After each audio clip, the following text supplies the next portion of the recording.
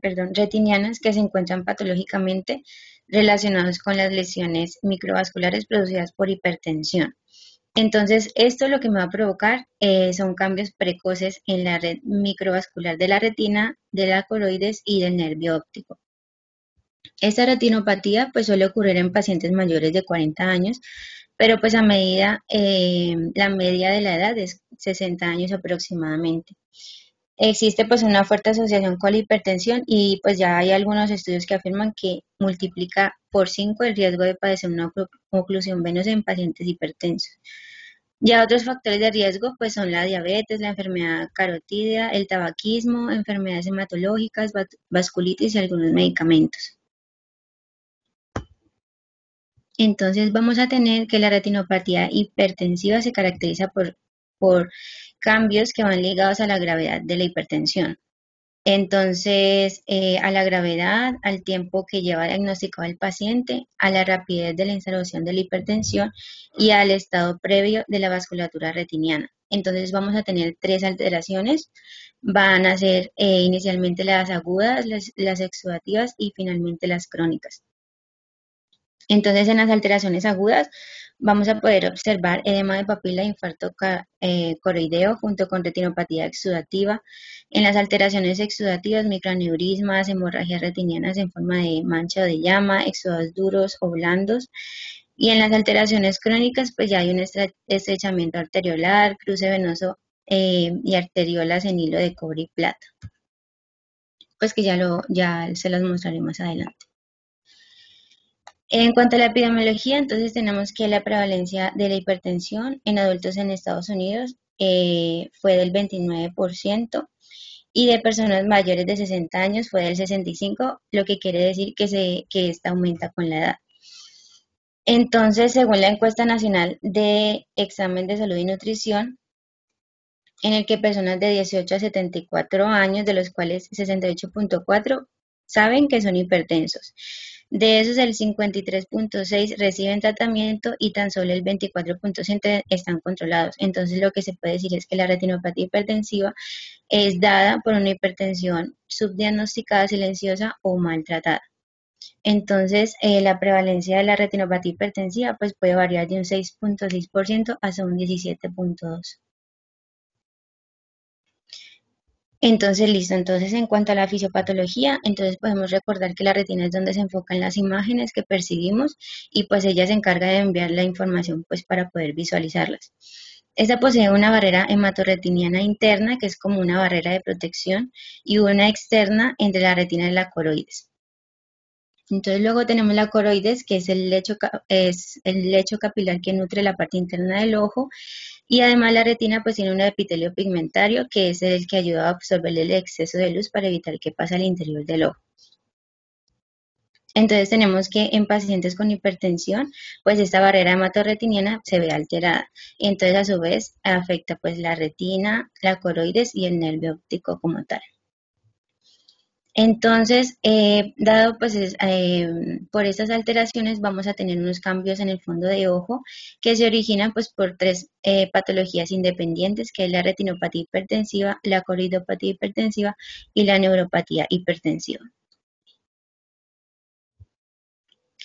Bueno, entonces también tenemos que tener en cuenta que las arteriolas de la retina tienen tres características distintivas de cualquier otros vasos sanguíneos y es la ausencia de inervación simpática, la autorregulación del flujo sanguíneo y la presencia de barrera hematorretiniana, como ya le dije anteriormente. Entonces, ¿qué va a pasar? Cuando hay un aumento de la presión arterial, esta se transfiere directamente a los vasos y entonces estos se contraen. Pero cuando tenemos un aumento persistente de la presión, entonces esa presión va a superar el tono compensatorio inicial y ya pues va a producir un daño gradual, tanto en la capa muscular y como en el endotelio. Entonces esto lo que me va a producir es la separación de estas dos capas y pues es lo que me va a alterar la barrera hematorretiniana. Entonces tenemos que la retinopatía hipertensiva se divide en tres grandes fases. La fase vasoconstricción, la esclerosis y la exudativa y pues esta pues se presenta a una medida que la que la enfermedad pues va avanzando. Entonces tenemos que la fase de vasoconstricción vamos a tener el aumento del tono arteriolar por los procesos de autorregulación que conduce a un estrechamiento arteriolar generalizado. En cuanto a la fase de la esclerosis, es dado por la hiperplasia de la túnica media y la degeneración de la degeneración hialina, perdón, de la pared de las arteriolas, lo que nos provoca una alteración de las estructuras de la red capilar. Y por último, una fase exudativa, que ya es como tal la alteración de la barrera hematorretiniana, debida pues a una necrosis fibrinoide de la pared vascular que resulta en la extravasación de la sangre y de elementos plasmáticos, además del deterioro del flujo sanguíneo con complicaciones isquémicas para el tejido retiniano. También se pueden observar alteraciones del mecanismo de transporte axoplasmático y el compromiso de las capas fibrosas de la retina como tal. Entonces ya en los hallazgos oftalmológicos, entonces vamos a tener que la retinopatía hipertensiva pues suele ser asintomática y pues ya se diagnostica en el momento de realizar el fondo de ojo al paciente. Entonces se observan unos signos propios de la enfermedad como son el estrechamiento arteriolar, arteriolas en hilo y cobre y arteriolas en hilo y plata. Entonces el estrechamiento arteriolar pues es la fase de la primera es la primera fase de la retinopatía hipertensiva, entonces que es la fase de vasoconstricción, ¿cierto? Por la alteración pues, de los procesos de autorregulación de los vasos. Luego vamos a tener las arterias en hilo en cobre, que pues es el incremento, es un incremento del reflejo a la luz de las arteriolas por esclerosis en vasos. Y en cuanto a las arteriolas en plata, pues es la pérdida de transparencia de la columna de sangre intraarterial por aumento del proceso de esclerosis, pues da lugar a lo que denominamos arteriola en hilos de plata. Bueno, es importante ahí anotar que como los vasos no tienen esa inervación simpática, que es el que le da el tono vascular, por ejemplo, la manera en como nuestro árbol sistémico de arterias y venas se defiende ante un aumento de la presión arterial es haciendo ¿qué? Vasoconstricción, ¿cierto? Y luego vuelve y se dilata una vez se maneja la presión o se pone hipotónico el paciente, vuelve y se relaja. Entonces, esos mecanismos de los que tú hablas son muy importantes. Primero, entendiendo que los vasos de la retina no tienen ese sistema autónomo de inervación. Número dos, que se tienen que defender solitas del aumento de la presión. Entonces, el primer cambio, y tú lo notas muy bien, es el estrechamiento focal, que luego pasa a ser generalizado, como una medida de vencer ese aumento de la presión de sangre que va dentro de sus arteriolas y de sus vénulas. Número dos, hace que una hiperplasia de la capa muscular, y al haber una hiperplasia de la capa muscular, ¿qué pasa? El lumen se disminuye. Por eso vienen los hilos de cobre y los hilos de plata, que es uno de los signos que ustedes van a ver.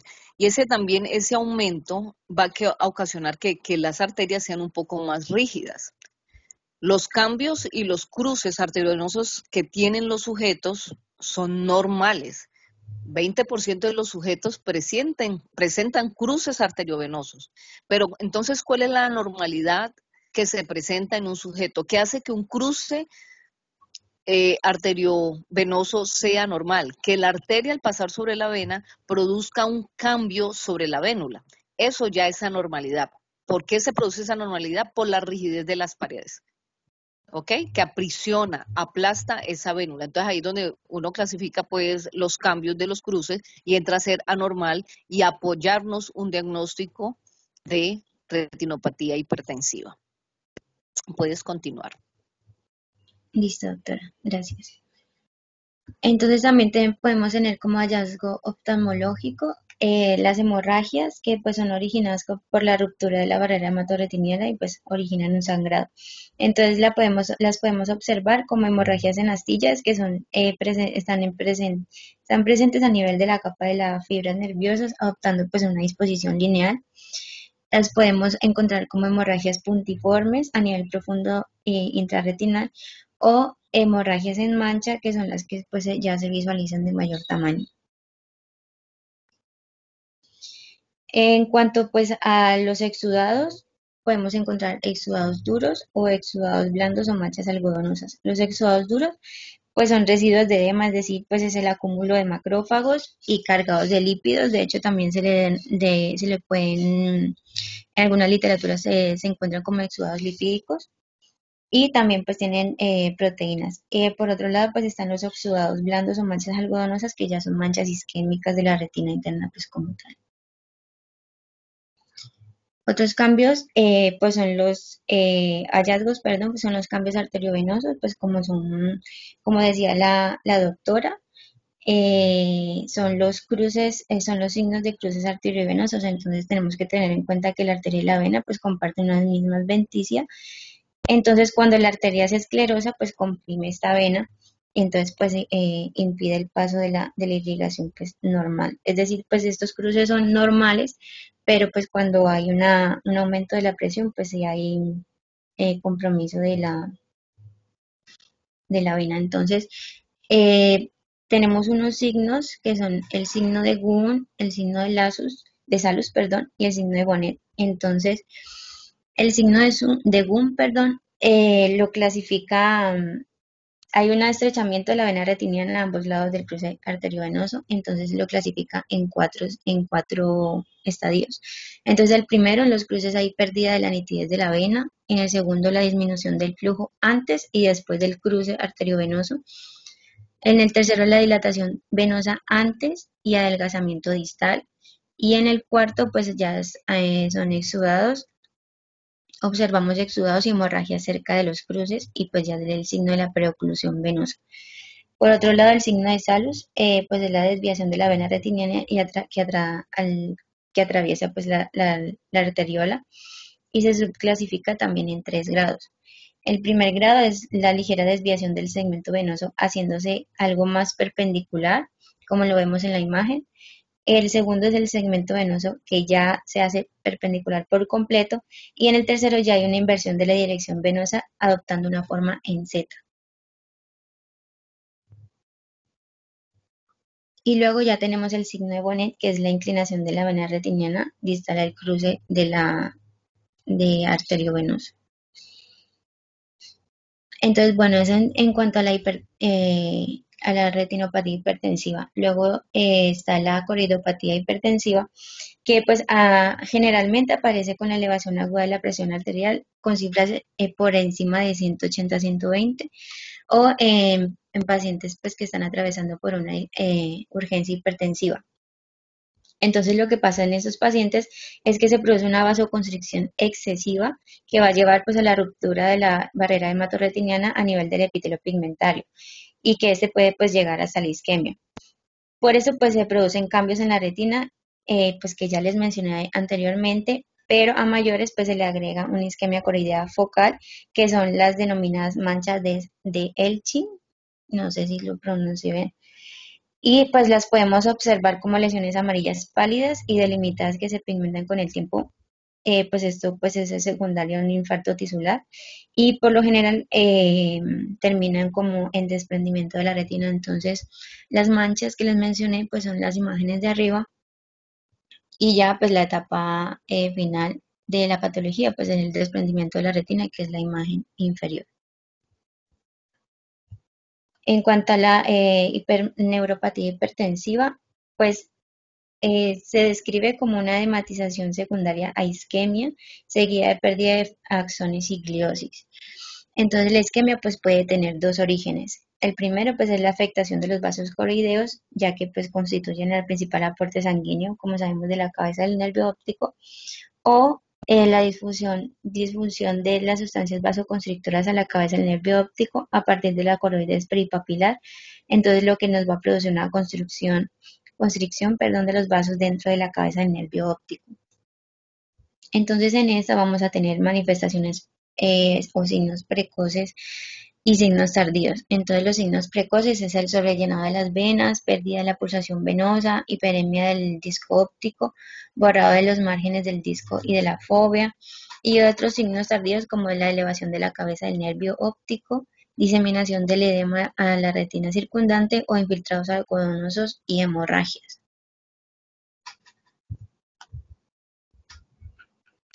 Entonces, bueno, em, bueno, entonces para clasificar la retinopatía hipertensiva, pues esto se hace con el fin de identificar qué tan avanzada está la enfermedad, ¿cierto? Entonces, hay varias clasificaciones, unas más cortas, unas más simplificadas. Pues yo puse cuatro, que pues la primera es la clasificación de Kate Wagner, que la divide en 4 grados, perdón. Entonces, el primer grado hay una hipertensión benigna y la estenosis o esclerosis moderada de las arterias retinianas, no hay síntomas y pues en sí pues el paciente tiene buen estado de salud. El grado 2 en la retinopatía hipertensiva ya está más marcada, hay esclerosis moderada o marcada en las arterias retinianas, hay reflejo luminoso arterial exagerado, compresión venosa de los cruces arterioverosos, tensión arterial mayor y más mantenida que en el primer grado. Son asintomáticos aún y pues todavía gozan de buen estado de salud. El grado 3 ya hay una retinopatía angiospástica moderada, edema retiniano, manchas algodonosas y hemorragias, esclerosis y lesiones espásticas en las arteriolas retinianas. La tensión arterial generalmente está alta y mantenida, por lo que pues el paciente ya cursa con sintomatología. Y el grado 4 ya es una hipertensión maligna y ya pues todo lo anterior sumado al edema del disco óptico, las funciones renales y cardíacas pues pueden estar afectadas y la supervivencia es reducida. Lo que clasifica esta tabla, lo que quiere decir es que la supervivencia de los pacientes disminuye pues a medida que tiene pues un grado más alto con los años según pues los años de seguimiento pues reducen su supervivencia.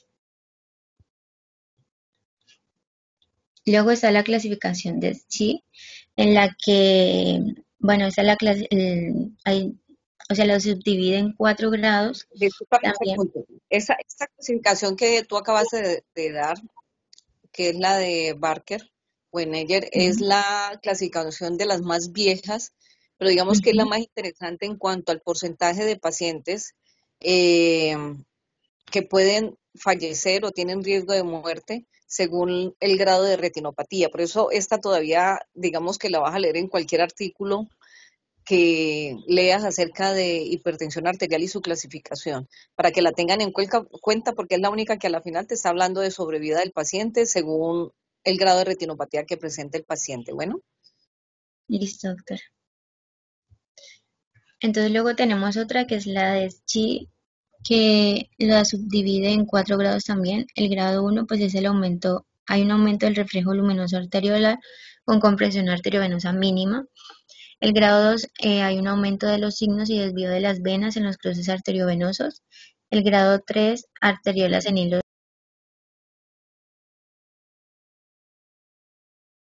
importantes en los cruces arteriovenosos. Luego la clasificación de Dodson y Coles, pues la subdivide en grado A y grado B. Grado A es no maligna, donde hay estrechamiento arterial generalizado, constricción focal y no hay signos de cruces arteriovenosos. Entonces la hipertensión está establecida y el pronóstico pues puede depender de la magnitud de la hipertensión, pero la edad y los factores de riesgo cardiovascular pues son importantes. Luego en el grado B, que es maligna, ya podemos encontrar hemorragias, exudados duros, manchas algodonosas y pues podemos encontrar edema en el disco óptico. La hipertensión pues ya es maligna o acelerada con daño retinovascular y el pronóstico en la mayoría de los casos sin tratamiento pues muere a los 2 años y en pacientes tratados por la supervivencia media es de aproximadamente 12 años. Luego esta clasificación de Sánchez y Salorio nos la subdivide en cambios seniles y esclerosis involutiva, en síndrome vascular escleroinvolutivo, que pues son pacientes seniles con evaluación de la tensión sistólica por arteriosclerosis, y luego pacientes ya con retinopatía hipertensiva, que cursan con síndrome vascular hipertensivo, retinopatía esclerohipertensiva, síndrome vascular hipertono hipertensivo y retinopatía hipertono hipertensiva. Luego ya del tratamiento, pues de los pacientes con retinopatía hipertensiva pues se basan en el buen control de la hipertensión y pues con esto pues se pueden llegar a revertir pues las lesiones que haya podido causar. Entonces la retinopatía hipertensiva leve podemos realizar el control de la hipertensión con monitorización regular. En la retinopatía hipertensiva moderada, pues ya hay una derivación a un médico esencial para excluir pues ya factores asociados como la diabetes, la hipertensión pues ya de alteraciones cardiovasculares. Ya debemos pues indagar en una atención ya rutinaria del paciente con controles y monitorizaciones. Y ya la retinopatía hipertensiva grave, ya el paciente pues requiere un tratamiento urgente con derivación por riesgo de mortalidad y ya pues valoración por otras especialidades, ya que pues puede llegar a comprometer sistemas como el renal, cardiovascular y cerebral. Tengan en cuenta que cuando ustedes tengan un paciente, por ejemplo, con una eclampsia severa, donde en la eclampsia ustedes pueden tener, recuerden, los signos de la eclampsia son fosgenos y cefalea también en casco u occipital, eso te está hablando de que el paciente puede estar sufriendo algún cambio a nivel de la retina. A veces estas pacientes que terminan en unidad de cuidado intensiva, desembarazadas, para poder controlar esa presión, pueden terminar teniendo un desprendimiento de retina seroso, tú lo mencionaste allí, hace unas diapositivas atrás, y este desprendimiento seroso, pues la manera de tratarlo es con el oftalmólogo, y a veces a ustedes se les olvida interconsultar a oftalmología. No olviden, porque a veces el paciente se despierta y resulta que no ve, o no ve porque la retina está desprendida por un líquido que se acumula debajo de la retina, o no ve porque tiene isquemia o hemorragias a nivel de la zona occipital, para que lo tengan en cuenta. Listo, entonces ya para terminar, pues debemos de tener en cuenta cuándo remitir pues a un especialista. Pues entonces en aquellos pacientes con hipertensión de larga evolución y de disminución de la visión, pacientes hipertensos con cambios oftalmológicos y mala visión, mujeres embarazadas con hipertensión o diabetes o ambas, y pacientes hipertensos con cardiopatías o ambas patologías y control ya pues del estado de vascular y su progresión además pues de la respuesta al tratamiento. Se debe también evaluar. Y listo.